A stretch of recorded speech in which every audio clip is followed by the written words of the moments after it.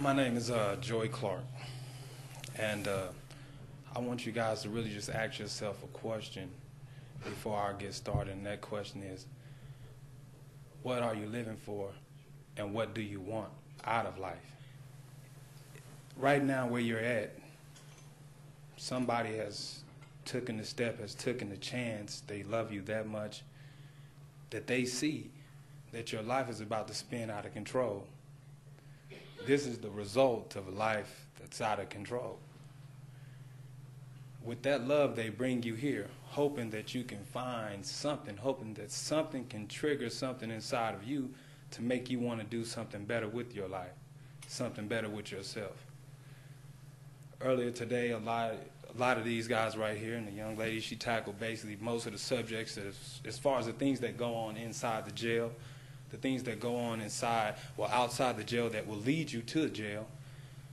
But the main problem and the biggest issue that everybody needs to attack is what's going on at home. And too often, there's not probably enough love. There's a lot of financial support, a lot of stability there, but not enough love and not enough talking going on, not enough communication. I grew up, I had a fairly decent upbringing.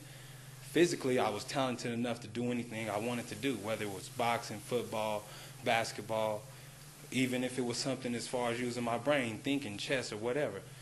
But my father tried so hard to provide me a better life. He worked so hard, he was never there. So in essence, I had to raise myself. Or the kids that I would go outside and go to school with would raise me. Here, you guys have an opportunity where you can say, well, you know, my life is spinning out of control. These certain things have happened in my life. You can try to correct them and actually correct them right now. But it's all up to you. It's up to the parents, too. You know, sometimes you got to sit down and you got to say, man, I'm not going to let my little son Jody go out to the movies this week with Tommy and Timothy. I'm going to take him to the movies. Sometimes you got to sacrifice that dollar to raise your kid and give him a better life. First time I ever got arrested, I was 11 years old. I've been arrested for everything you could possibly think of. I've been to trial for murder. I just turned 18. I probably weighed 150-something pounds. Coming in to a jail like this, you weigh 150-something pounds, and you got grown men the size of Rick bigger. The odds are stacked up against you. Then they're going to birth from inside of here another you. A you that you probably don't even know yourself because you've never seen that guy. Believe me, the things that transpire inside here that turn your life around and upside down, you don't want to go through it. You don't want to live it. You know, it's all a pattern. It's all a cycle. And once you get caught up in that cycle, it may never end. You can break it right now before it even starts. It's nothing cool about this. It's nothing cool about this. You want to make an impact in life. You really do. You know, you want to be able to, you know, I know the kids here love their parents deep down inside. You know, and I know the parents here love the kids. So somebody needs to sit down and talk to somebody and ask somebody, what is it going to take? You need to ask yourself that question right now. Somebody needs to be woman enough, man enough to ask themselves that question, ask their parents, ask their kids that question right now. Somebody has to do it. Because right now it can be done. I mean, I don't see nobody inside this place right now that looks like their life is just that bad. I mean, everybody look like they family doing pretty good. I mean, this guy right here, man, he come in looking real nice. Like, man, like mama really got some money taking care of this dude. But he want to squander it out in the street? No. The only way you're going to get anything out of life is you're going to have to sacrifice something.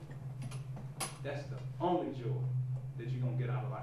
And it's going to be really sacrificing something that's so little. When it comes down to it, man, you're going to sacrifice what you sacrifice as far as giving up on street life, kids out there doing wrong, man. What you get after that at the end, man, it's crazy, man. It's crazy, man. I grew up right next door, man. Me and Marcus Banks lived in the ghetto. lived in the ghetto. We lived on King Street back a long time ago. This kid go one way, I go another way. The day he get drafted, he had his peoples pick up my mom. You know, you say to yourself, man, I could have been that person. I could have did that thing.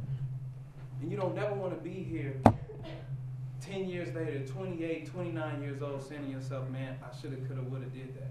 Because at that time, it's over. And when it's over, it's over. You know, you don't get a chance to go back, step back in life. You only get one shot at this. You know what I'm saying? You really got to make it your best shot. Put all of your effort into it. You know, your parents not going to tell you nothing wrong. Everything that they're going to tell you, it's right, man. Their intentions is to lead you with the right directions, with the right steps. They want to see you actually succeed and do something successful in life. Y'all killing y'all parents. You know, I had a visit with my father, man. My father is 59. I've always looked at my father as Superman. My father like 6'4", 300 pounds. I looked in his eyes the last time I seen him, and the realization hit me, man, that I may not never see this dude again as a free man. I told him, I said, man, Pops, you old, huh? He said, yeah, son. And I mean, you want to talk about hurt? Man, mother, I'm not talking about that. I'm not talking about brother, sister, cousin, girlfriend, or nothing. I'm talking about the man who walked to the gates of hell for me. Me probably not being able to see this man as a free man again, or him not being able to see me actually accomplish something because he knows my potential, because he knows what he has in the son, and I squander it all just to ride around with some hoodlums. That's the way I repay my father. Man, you kind of feel like, man, you probably don't deserve the good breath God giving you right now, man. And it don't make no sense, you know, because everybody, you have an obligation to yourself, to your parents, to your family, even to your community and your country, man, to do something.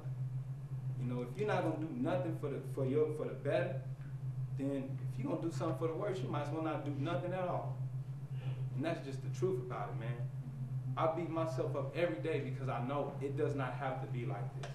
It doesn't, you know. You don't never want it to be like this. You don't want it to end up like this.